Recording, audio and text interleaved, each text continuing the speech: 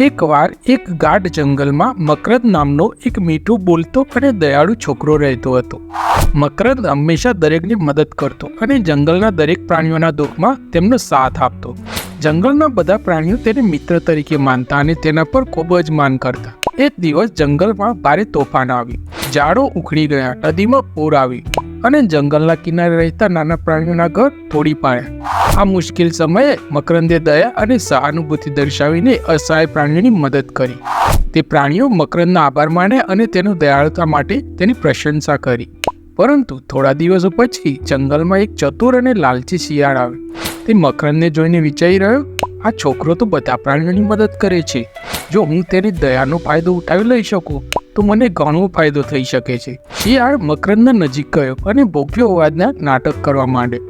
મકરંદને તેની પર દયા આવી અને ભોજન આપ્યું. શિયાળે આ નોંધ લીધી કે મકરંદ દયાળુ છે અને તેણે અનેક વાર આવી ચતુરાઈથી મકરંદ પાસેથી ખાવાનું મેળવ્યું. ક્યારેક જ્યારે મકરંદના ઘરમાં ખૂબ જ ઓછું અને અનાજ બચ્યું ત્યારે તેણે શિયાળને કહ્યું, મિત્ર, હવે મારી પાસે કંઈ બચ્યું નથી. આ સાંભળીને શિયાળે પોતાનો ખરાબ સ્વરૂપ બતાવ્યો અને મકરંદને ધમકી આપી, જો તું મને ખાવાનું નહીં આપીશ તો હું તને નુકસાન કરીશ. તે સમયે મકરંદે સમજ્યું કે સાચા મિત્ર અને સ્વાર્થપરિત વ્યક્તિ વચ્ચે શું ફરક છે. તેણે હિંમત બતાવી અને શિયાળને જંગલમાંથી ભાગી જવા માટે મજબૂર કર્યો. મકરંદે ત્યારે નક્કી કર્યું કે આગળથી તે કોઈની મદદ કરવાથી પહેલા તેના સાચા હૃદયની ઓળખશે. તો મિત્રો, આ વાર્તા આપણને શીખવે છે કે દરેકની મદદ કરવી સારી વાત છે, પરંતુ સાવચેત રહેવું જોઈએ કે કોઈ આપણી દયાનો ગેરફાયદો ન ઉઠાવે.